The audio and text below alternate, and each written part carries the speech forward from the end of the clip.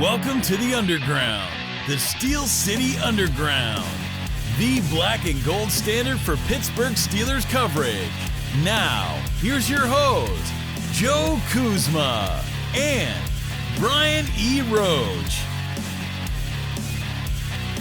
Hello, everyone, and welcome to another edition of the Steel City Underground podcast. My name is Joe Kuzma, and joining me is a man who never makes us wait beyond the draft, never makes us wait beyond free agency, never makes us wait until mini camps start. Mr. Brian E. Roach, who is always reliable, always here.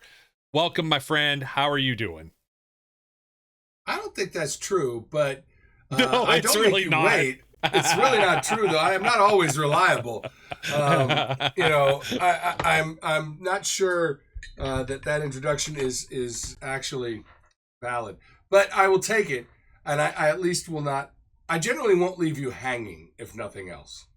That's fair enough. Oh my goodness, the comedy of errors sometimes with us. We're like, hey, ready to do this. We try and schedule it. Hey, I need a few minutes, and all of a sudden I'm back with you, and I'm like, no, I need a few minutes. And you know, one of my other kerfluffles, I was telling you some other stuff, and I won't get into that. It was a headache today, things I was managing, but Amazon. You do the Amazon, Brian. I think you do the Amazon, and like you go to return something, free returns for Amazon, right? And I got to slander. I don't know if it's the good name of Amazon or not. Today it's not, because usually I could just run something to Whole Foods. I could just run something to Kohl's. You could just take it there, and the people there, although annoyed with the influx of extra crap that comes from Amazon's website in the return pile, they take it. It's their job, right? But Amazon, for this stupid little case I have for a Kindle Fire that I picked up, they wanted me to send this to UPS. Now, let me tell you about the comedy of errors with this. The case comes in like a plastic, almost like a gallon Ziploc bag, with a shipping label on it. And I'm like, what on earth is this garbage? Like, it just had a shipping label on it. Like, they start just shipping stuff and you could see everybody's contents. Doesn't make me feel very comfortable. But they also sent it to the wrong place. It went to a neighbor who then wrote on it and left it by my door, addressed to the wrong address.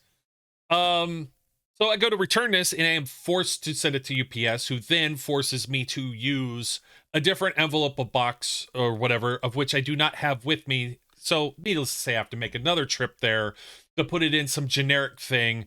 And a Cowboys fan that happened to be an employee was needling me on the way out. He was already poking the caged animal. So that's the reason why I had to say something. It's like, oh, you're just an unhappy Steelers fan. But I did have a pleasant conversation with another pal of mine just yesterday. And he goes, Joe, can we just forget Aaron Rodgers and not sign him and just forget about Aaron Rodgers? And I said, well, I wish we meant that I actually had a position of authority within the front office or with a stake in ownership or something with the team where I could just do just that, because we know within about a week or so, we've got mini camps getting underway. You've got Adam Schefter now. I love it. It's always one of these talking heads. They're like, it's going to happen. It's going to happen in a few days. It was supposed to happen at Pat McAfee's big night out in Pittsburgh. Didn't happen there. It was supposed to happen, when free agency started. It was supposed to happen before free agency started. It was supposed to happen before the draft. It was supposed to happen, 3 days after Monday or whatever. It's just not. I don't know. Will it ever happen? And now Adam Schefter's saying, well, it's going to happen before minicamp. He's not the only one. Ian Rappaport's, even some of the local people like a Jerry Dulac or a Mark Caboli. They have Art Rooney II on as quoted that he wasn't going to wait too long. And they asked him again because they have the owners meetings. And he said, well, that still stands firm. We'll wait just a little bit longer. The dude took a 6-hour tour to the Steelers facilities. What in the hell is the holdup? Is he ever going to show up? And, we could make this a short show and just say no to this question, but let's talk about this. If he's going to sign, what's taking so long? Well, maybe it's like the SS Minnow. He took a 6-hour tour instead of a 3-hour tour. Maybe he's shipwrecked and he's somewhere on Gilligan's Island. I don't know. I think, look, he's a diva. And he's a pain in the ass, and I'm quite content if he never shows up. But do I think he will? I think at this point, I'm just telling you, I don't know. I don't freaking know. I can't look into that weird cobweb head of his and pull out what his thought processes are. Maybe he's waiting for Mulangu of the spirit world to tell him this is where he needs to be. I don't know. And I think, look, pull my leg. I think it's an 80% chance that he ends up here next year, right? Whether he signs before minicamp. Next year, 2025 for 2025. This year, 2025. Yeah. Yes, I'm like, next year he's gonna be even older. Like, come on now. Like, let's not get 2025. I mean, this upcoming season is what I mean. I think he's probably going to be here. I still don't know whether I think that's a good thing. In fact, my gut tells me it's not, but we'll see. I do think that's what is eventually going to happen, as much as it makes me want to go upstairs and visit the porcelain bowl and deposit my lunch. That's what I think is going to happen. Maybe. I've speculated as to whether or not he wants to play football. All these recent photos we have of him in a Jets uniform. Supposedly, Aaron Glenn, the new coach, comes in, take over for Robert Salah, who got canned early, too. They put the defensive coordinator in charge of the team, and also one of Rodgers' buddies, Nathaniel Hackett, who was signed as the offensive coordinator, famously. He was supposedly the good offensive coordinator in Green Bay. Got a head coaching gig with Denver that he crashed and burned to just, you couldn't even write a script that for how bad Nathaniel Hackett was as a head coach in Denver. So then he lands with the Jets, and then he even got pulled of his play calling duties there. Well, Sir Aaron Rodgers is, at the helm or the captain of this ship of the New York Jets offense, which then they bring all his other buddies in and everything else. And it's just, I haven't seen all of the buddies. Okay, he was throwing with DK Metcalf. He wasn't throwing with George Pickens. Okay, so that was one thing. That was one thing that wasn't happening. But that's about it. He had a visit. There's all this speculation. There's some birds that have been in my ear about various things, like, with his personal life, whether he's looking for places, whether he's enjoying his time at home, whether he's looking for another home in the Pittsburgh area. There's some things that I can't substantiate, or I won't divulge sources here, that have said he sniffed around. But when he went with the Jets and they brought him in, remember we talked about this, and they were like, they brought him there, and then just to tell him, you're not in our future plans. And one of the questions, I guess, that was asked after all the backlash of that, because of course they made him fly from wherever, show up in the building, and then it was like a 5-minute meeting. Well, I guess they asked him if he wanted to play football. And recounting of this, of course, there can't be that many people in the room. So it's like Rodgers' word versus maybe a couple coaches, maybe there's a staffer or something there, right?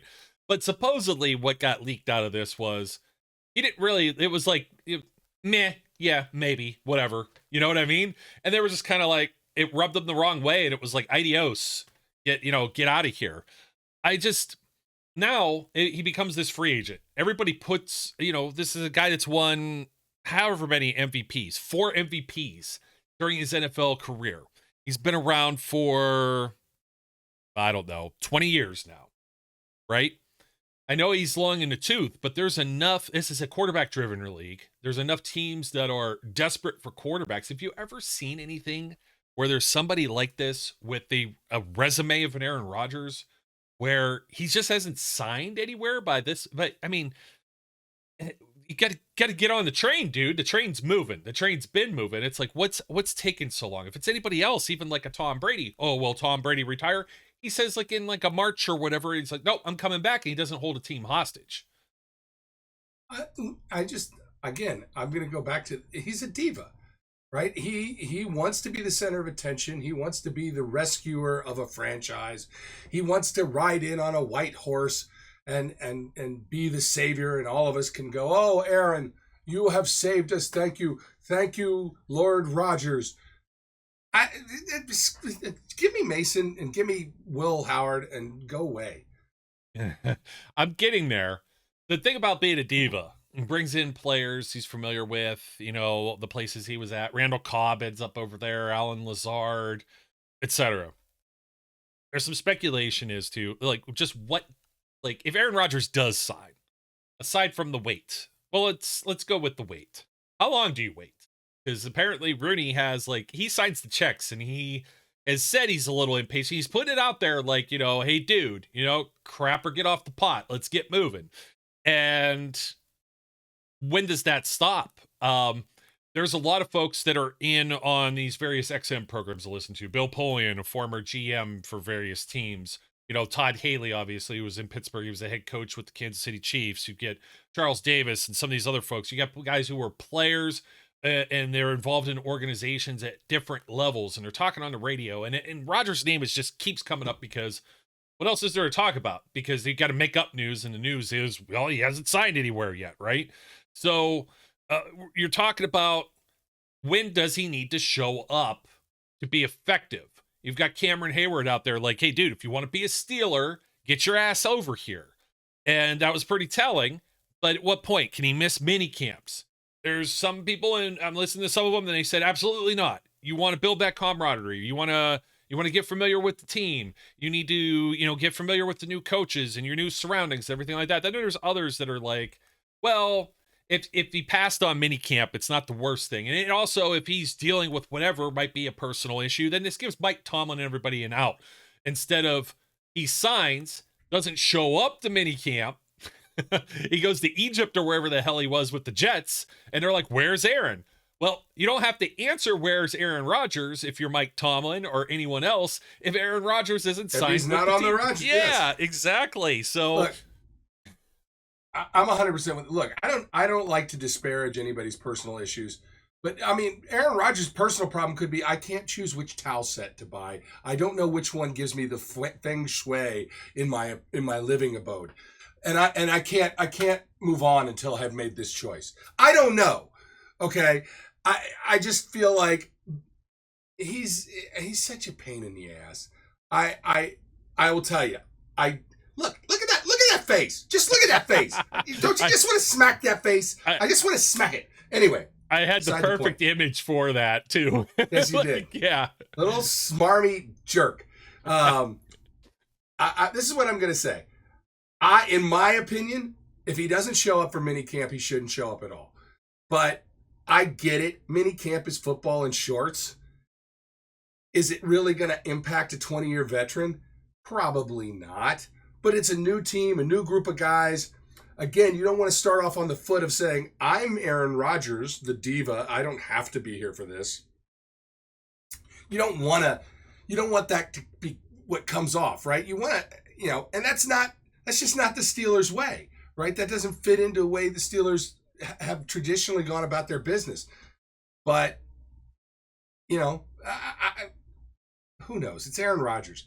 I mean, what this says to me is he has done enough damage to his own personal legacy over the last, not just 2 seasons with the Jets, but probably 3 or 4 seasons, including the last few seasons with the Packers, that people are just like, it's okay. I'm okay. You know what? I got a guy off the corner. He lived in a box last week, but I'll take him over you. It's actually kind of surprising that people haven't felt that way, calling Mason Rudolph the guy in the box. People in the media, but I think some of, if Mason didn't have that streak where he wins those few games and gets them to that playoff game in Buffalo, there'd probably be a whole different story. But I think some Steelers fans have changed their tune on him, and we'll come back around to him in a little bit. But yeah, I was wondering about Aaron Rodgers. What could the personal issue be? Could it be a woman? When he went out to New York, he broke off the engagement with Shailene Woodley. They were engaged in 2022. And then as everything was coming down there in February and he gets traded to the Jets, I think shortly after that, or it was a roller coaster month or so for him, but this was 2 years ago.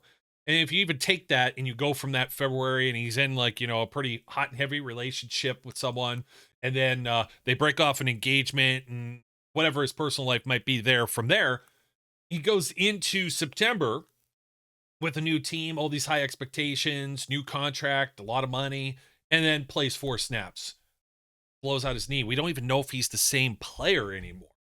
So aside from that, it's is he still trying to feel out whether or not he can play football, aside from the mental aspects of whatever else is going on, your other stressors in your life? as to whether you want to play football. Can you play the game anymore is what I'm wondering. And 2021 with the Green Bay Packers, Aaron Rodgers becomes a back-to-back MVP in the league. He throws for 37 touchdowns, the 4 interceptions, over 4,000 yards, 4,115 yards, 68.9% passes completed. Those were dips, though, from the levels the previous MVP season in 2020, 48 touchdowns to 5 interceptions. So he had 11 more touchdowns and about another 100 yards passing or more, but his completion percentage was almost a full 2 points more. He was over 70 at 70.7%. Now he comes to the Jets. He's still 64, or I'm sorry, really didn't have anything. It was just last year was 63%.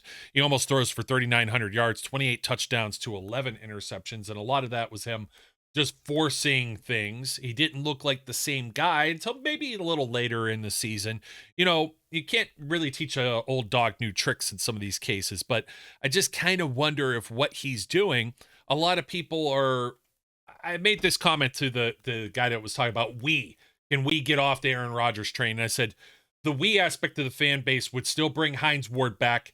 They would still bring Troy Polamalu and Ben Roethlisberger back. They'd find a way to bring Franco Harris, rest in peace, bring him back if they could. You know what I mean? They remember what they remember. They remember the good days, right? They have the good memories. But the last good memories of Aaron Rodgers was also the same year, the final year that Ben Roethlisberger was in the league. He has not been that kind of impact player since Ben took some snaps back in 2021.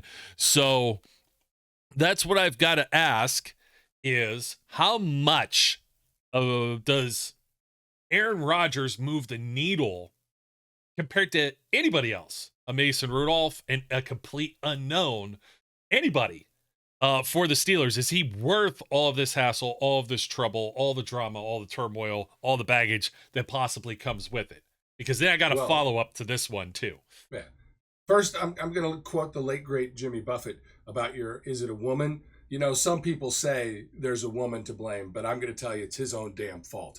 Okay, that's the first part of this. The second part is I'll tell you at least one guy who thinks that he will make them a better team and move the needle. That's Ben Roethlisberger.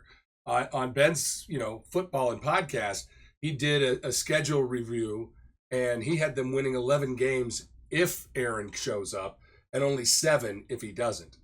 So that's a big move of the needle right there, right? I'm telling you, in my opinion, I don't think he moves the needle at all.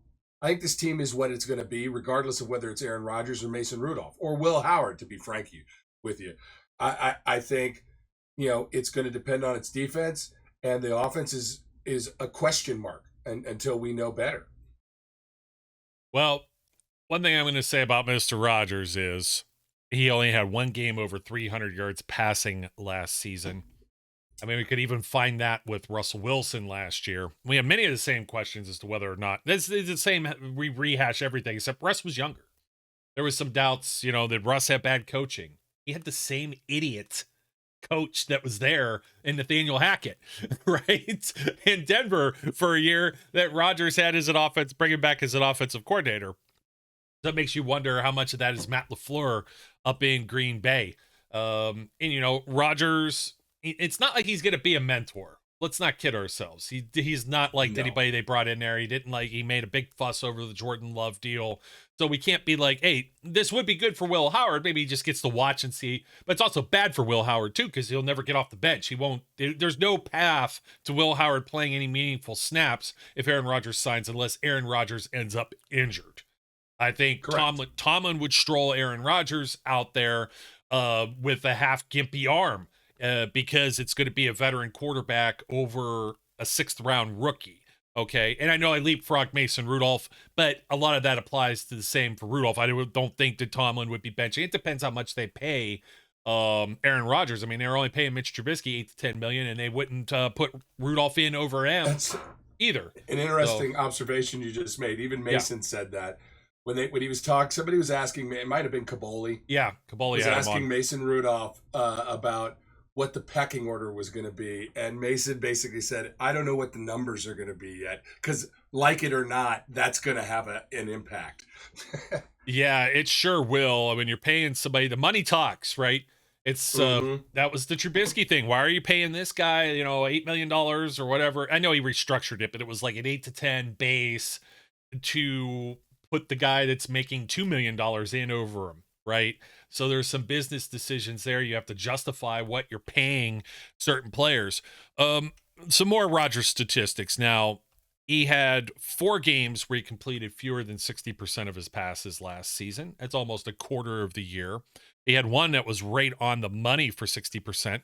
That was a win. That was against the Tennessee Titans, and it was 30 pass attempts. And all but, let me see, got to do the math here, all but 2 games, he had at least 28 pass attempts. So he's throwing the ball. Touchdown-wise, he had 3 games where he did not throw a single touchdown pass. He had another 4 with only a single pass. And then he had 2 games with 3 and 1 with 4. So only 3 games with 3 or more touchdown passes. It is not moving the needle very much. Take a step back now. Yeah. Tell me the receiving group he had in New York last year. I can do that very quickly. He had Devontae Adams for half the season, which is a big one, right? Hold on a second. I'm trying to pull up. Let's see. By receptions, Garrett Wilson. Should have known that off the top of my head. Yes. You should have. Running back, Breece Hall. Tyler Conklin as a tight end. Well, Breece Hall is supposed to be a guy that was, fantasy darling. Receiving core right now. Alan Lazard. And then some of the younger guys you had, let me see. Well, Mike Williams was there and then got traded to the Steelers. You mentioned Mike Williams. Yeah. Xavier Gibson, who didn't see a whole lot of time. Malachi Corley. So they've got some 1 and 2 year players. Just take it that way. Devontae Adams, Lazard, and Garrett Wilson. All right. Those 3 guys, are they better than what he's going to have this year in Pittsburgh? Hold on, we need like Jeopardy music or something. I need like sound effects. I need like that little soundboard you could hit and do. Like that would be awesome. It would be awesome. Let me drum roll, please. What was the question again? No, the Jets receivers are better. So there you go. And with the Jets receivers, he sort of stunk. Okay, he wasn't great. So now you're going to give him. I think DK I don't think DK is as good as Garrett Wilson. I'll say that out front. But I do think he's close. But that's it, right? The rest of it is just not the same. It's a lesser core, and you're asking him to do better. It's not going to happen. I don't buy it. You're going to ask him to do better than that, and you just watch Justin Fields and Russell Wilson not do better than that. Aaron Rodgers, a year older. Right now, he's clocking in at about 41 and a half, 41 and 171 days, years old. He'll be 42 December 2nd. So, yeah, he said it wasn't money. Money wasn't the issue. I truly believe that. I think the Steelers made an offer. I don't know how much they're going to pay him. Even Brock Purdy money is too much, and Brock Purdy actually has a pretty decent deal for the 49ers to get out ahead of with that. But still, monster money, no trade clause, all that kind of stuff. That's what these guys are seeking. And Aaron Rodgers, he's seeking more than 1 year. I don't know if he's got more than 1 year. He's almost 42. I don't know if he's got a year. I'm not sure he's got 6 months. Yeah, it's tough. It's a 17-game schedule. He's been playing for 20 years. It takes a toll on your body. You got to move now to a new city. Now, he's got all the agents. He's got all the money in the world. None of that's going to make a difference unless he's got, again, like we said, he's got some type of relationship there that's got him tethered to wherever his current residence is. I don't know if he's living in California or wherever he's at these days. So I think that's immaterial to everything else. Because the other thing that we were talking about, we mentioned Jets coaches, we mentioned Green Bay coaches, but Aaron Rodgers, should he come to Pittsburgh, we saw what happened with Russell Wilson, and I didn't really have a lot of bad to say about Russell Wilson. I think Russell Wilson played a lot better than everyone else that was basically out there ahead of him, such as Kenny Pickett, Justin Fields, and those people will think that's blasphemy, because even at that, Russell Wilson was probably still a bottom third tier of a quarterback in the National Football League last year. But we saw a nicer ball. We saw more yards on offense. We saw more touchdown passes. And then we saw things start to fall apart. Russ takes off, runs with the ball, doesn't protect it, fumbles in Baltimore in a game that was basically like the AFC North Championship. We know that he threw an interception, maybe two, where we also picked up on, well, did George Pickens run the right route? Or, is George Pickens or is Russell Wilson changing plays? Is he having a spat with Arthur Smith now? All the other controversy as to whether or not they would play Fields. And I don't think that they were genuinely interested in bringing Fields back unless they were just going to do Fields, Rudolph, and then, still draft somebody like Howard, which, everybody would be salivating over Fields until we're 4 or 5, games into the season, and it'd be the same thing all over again. All the same numbers, except you're not getting 3-4 touchdowns. They're showing him throw a ball in practice. One of the, Twitter darling NFL coverage guys.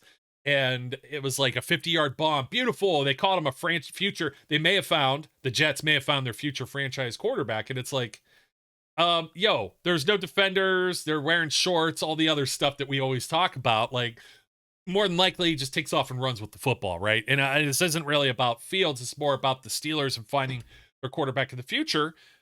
Rodgers isn't going to be the quarterback of the future. We don't need to beat that dead horse. We know about his age. He's probably a 1-year gap type of guy, like fill-in bridge type of guy, right? Whether or not they look to draft somebody next year, I don't know. The Steelers, somebody made a good point about this I was listening to that said, when have you known the Steelers to just lie down and tank? Like, they need to... They don't. People are starting to get on board with what you've been saying, like with they need to stink because they've been all these years of having a future Hall of Fame quarterback in Ben Roethlisberger.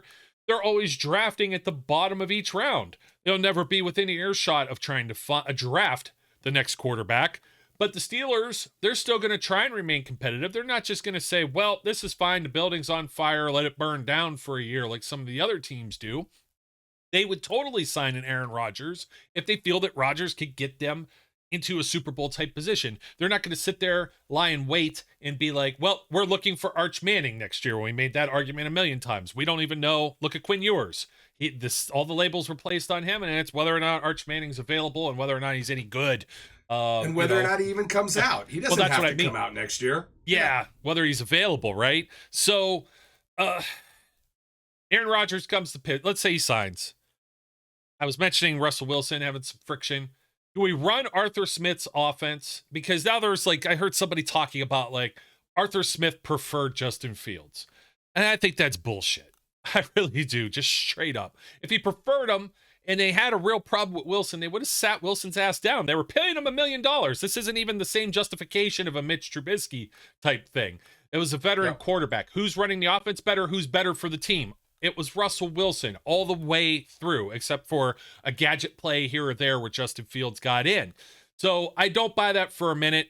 The way that things were run in Atlanta week 1 and maybe the first 2 weeks of the season going into Denver, and we're like, is this really tailored? Was it designed for Fields? And he had all of training camp. He had all of the preseason. You saw Russ get in for a little bit of the preseason. Then he was hurt again, and he didn't even re-aggravate anything. They just sat him down. And they gave Justin Fields a shot, and it didn't work. And it was supposed to be an Arthur Smith offense. Now you supposedly have Russell Wilson out there changing plays or calling. And I like that type of stuff, but maybe the flexibility wasn't there, or maybe it didn't fit within what their plan was. Maybe that's why George Pickens looked like the ball isn't where it's supposed to be delivered. You don't know because we're not in those closed conversations. But if you think Aaron Rodgers is going to come here and that's going to be any different, Aaron Rodgers is going to come here and you need to do what Aaron Rodgers has been doing and what Aaron Rodgers excels at almost 42 years of age, not what Arthur Smith wants to do. If you want what Arthur Smith wants to do, you got to run with Mason Rudolph and or Will Howard. I don't disagree with that. Look, I've been saying all along, I don't want Aaron Rodgers here. I don't want to have to root for him. I don't want to have to feel like I have to take a shower after every Steelers game. I don't want him. I don't want him. If he's here, I'll cheer for him, but I don't want him. Does he fit with what Arthur Smith wants to do? Probably not. I mean, but then again, he's an older guy. Why would I even begin to go down this path of maybe he'll change? Old dogs do not grow new spots. He's not going to learn new tricks. Aaron Rodgers, as you said, is going to do what Aaron Rodgers wants to do. And if Arthur Smith, and he start to butt heads, maybe I'll get what I want, and they'll stink so bad that they have any pick they want next year. And it won't be about tanking. 100% they're not going to tank. Here's my great fear is they will have this drama and this chaos, and somehow Mike Tomlin will still get them to win 9 games, and they'll be picking in the middle of the damn draft. Yeah, that's almost like what I don't know who said it. It might have been Solomon Wilcots or somebody like that, and he was talking. Maybe I don't know, Todd Haley, Charles Davis, somebody. I listened to so many of them. Pat Kerwin, Jim. Oh, it was Jim Miller. They had somebody that called in with Pat Kerwin and Jim Miller, and Miller says, he almost kind of cussed this fan out because it was like among the fire Tomlin type crew, and they're like, hey, what quarterback has he had?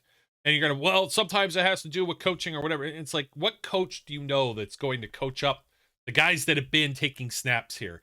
Tomlin's probably got the most out of all of that anybody's going to get. Let's give him some credit for that. I know it feels like some things get stale. I know people are tired of not winning a playoff game, but they're still trying to sort this out as the defense gets older and some of these star players start to age.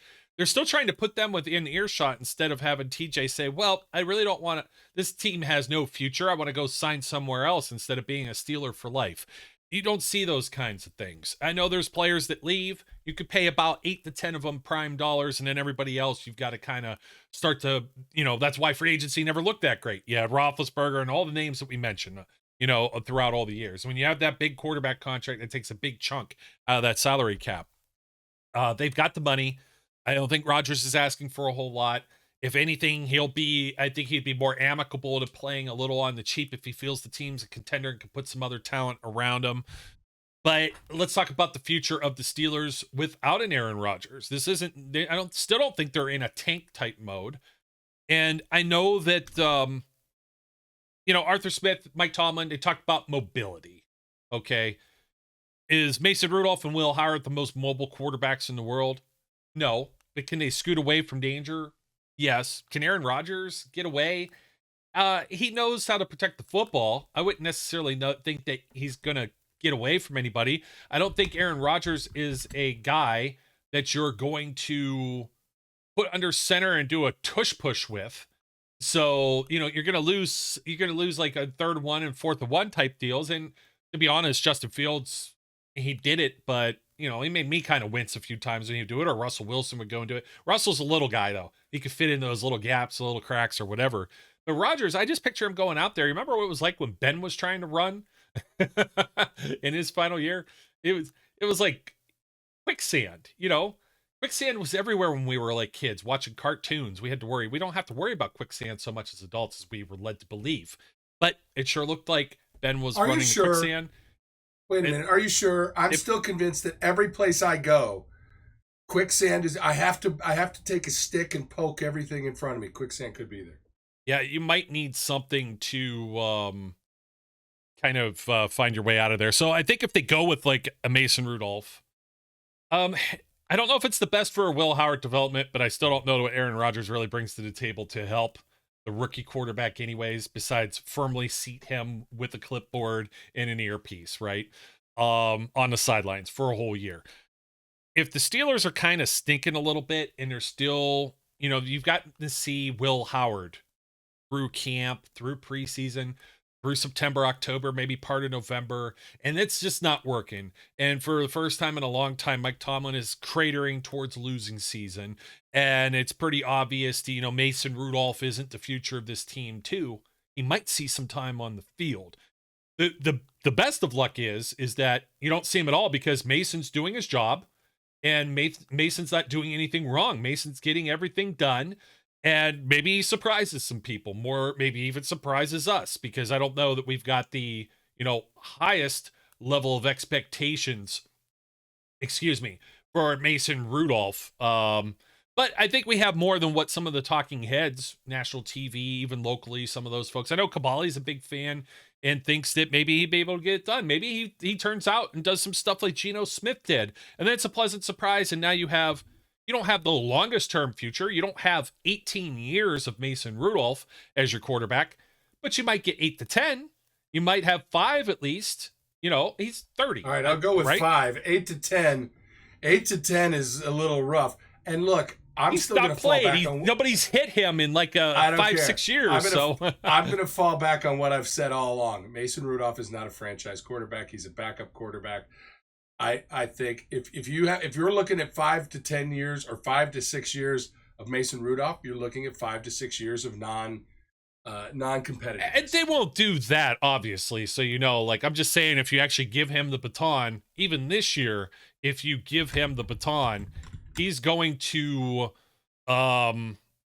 play until he shows that he's not capable of playing. And we're talking about this without any kind of Aaron Rodgers in the way, right? You just go in, Rudolph's QB1, Howard's going to be QB3. They'll probably even put Skylar Thompson as like 3 to 5 starts with Miami there. But that's a guy that could be leapfrogged the same way Kenny got kind of thrown into that backup role almost immediately. You knew that was the guy you wanted to roll with. It's very risky business, though. They've been here with the rookie. It's a 6th-round quarterback, but it is a 6th-round quarterback. I mean, in the case of both guys, you've got some question marks at least. So with Rudolph, like I've said, Rudolph was playing with guys like Johnny Holton, Deion Kane, and Dante Moncrief in 2019. No quarterbacks coach. Randy Fichtner was Ben's buddy pretty much. And the Steelers were even willing to throw Duck Hodges out there and keep things afloat. They gave Duck Hodges a chance and sent Josh Dobbs in a trade off the team. That's how much they had faith in Duck Hodges, at least being able to keep them competitive. They maybe feel the same way with Rudolph. Maybe we get to see him with all of the starters for a chance. Most of his starts have been inopportune. He comes in, Ben blows out his arm, comes in at halftime. You don't take these kind of reps. You have a COVID year the night before the Lions game. You're playing in inclement weather, and Ben Roethlisberger's out due to the COVID deal, and Rudolph's got to go in there. Or you have him play against the Browns, and like 8 to 10 starters are seated on the sideline because it's a meaningless game when it comes to playoff seeding and stuff like that. I'd like to actually see him have the full complement of everything behind him. Even the winning streak that he had, it was makeshift offensive coordinators. It was Eddie Faulkner and Mike Sullivan, and maybe to his benefit, it wasn't Matt Canada. So, but I mean, to even talk about that, those were his coordinators, Fichtner and Canada, and then some makeshift guys. So he might have a real coordinator here with Arthur Smith. Maybe see what he might be able to do. And then if he can't do it, you go to the 6th-round guy who threw 6 touchdowns to 1 interception in 3 college football playoff games against the top elite competition. A lot of players that are now playing on Sundays instead of Saturdays, right? So Howard, he's a bigger body guy. What is he, like 6'5", 230 or so? He's tough to bring down. He's mobile enough. I wouldn't say he's necessarily a runner in the spirit of like a Justin Fields or something who also came from the Ohio State University. But I mean, some people knock his arm or whatever. Oh, he only played 1 year at Ohio State, but that experience is still pretty darn good experience. Plus, it's not like he only played 1 year in college. It was 4 or 5 years, whatever. He played at Kansas State, I think, as a starter for 3 years. So that's a very big deal in the development of these young quarterbacks. And he had Chip Kelly as an offensive coordinator too. So he just had a pro offensive coordinator. This guy had postgraduate courses getting into the NFL as far as part of his football career. I'll tell you, Kurt Warner likes him. John Gruden likes him. I don't know if that makes me like him more or less, but I think he's just, let's set our expectations closer to reality. He's a 6th-round draft pick, and he's a 6th-round draft pick for a reason. He was surrounded with a wide receiver room filled with 1st-round draft picks, and Jeremiah Smith, potentially one of the best. 2 of the best running backs in the league, an offensive line that had tons of folks. I mean, he was in a stacked situation. Oh, yeah. Right? But that being said, he executed in that stacked situation. And, there is a mindset of being a winner. I don't know what Will Howard's going to look like. I wanted them to draft him simply because I wanted to have an Ohio State quarterback on this team so that I could be excited about that. Whether he does anything or not, I have no idea. I think he's got a chance. It's just going to depend on how they can groom him and how they can grow him. Yeah, I'm with you on that, my friend. Development. I think it was a pretty big tell, though, that they decided, or that he immediately came after the playbook, right? That was a pretty big to do. Yeah. On a lot of the blogs, a lot of the speculation, the social media, everything else that was out there. So it'd be interesting to see how that translates to him getting to the pros. Of course, he had all the big games, the college football playoff. It was the first time this was expanded. They just made a change to that too, Brian. Now it's straight seeding for the top 4 teams. So that's also pretty intriguing. So, but that's in college football. No changes to the NFL's format for the playoffs. So I'm glad they didn't try and go to some NBA thing where they just gave the top 4 teams all the home games. I think that really kills the division rivalries, the division aspect of, why would you play in the AFC North? Who would care about those games if winning the AFC North didn't mean that you had a home playoff game? That's the whole point of the way the divisions are aligned and the way everything's set up. So I'm kind of glad they weren't going that path. Push is still legal. I think we beat the dead horse on Aaron Rodgers or the quarterbacks again for at least this month. We'll see if he actually shows up in a week or two and we have some more of that to talk about. I guess the only other thing that's dropped recently is they're going to allow the NFL players to play flag football. Play flag. And people are asking, well, this is 2028 Olympics, so we're still like 3 years off. That's a long time. I mean, some of these guys are going to be too old to maybe play, or maybe even when they're older, they're just going to maybe wipe the floor with the competition from like South Korea or something. You know what I mean? Look, here's the thing. Flag football, I know. I played flag football at the same time I played real football. Flag football ain't the same, right? Flag football is for little teeny fast people, not real football. Why? Because you can't beat anybody up. You can't bully them. Like, the contact isn't there. I am telling you right now, I think that there's every chance in a flag football league with professional athletes that is not the deciding factor. Because that's not what they're used to. It might be, and I know some of the flag players were out there saying, well, don't just think all the NFL players are going to take our spot. And I kind of laughed at that too, because I think it's this way, like with a lot of sports, soccer in particular, right?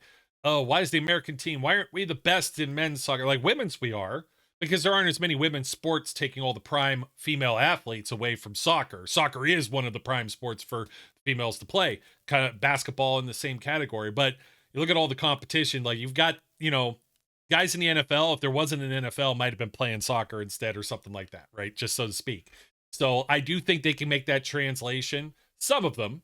I don't think all of them. I don't know if there's anyone currently on the Steelers roster. You might get DK Metcalf. He might be 30 or 31. But what happens when you get a guy like that out there and he's an accelerated age with the contract that he has?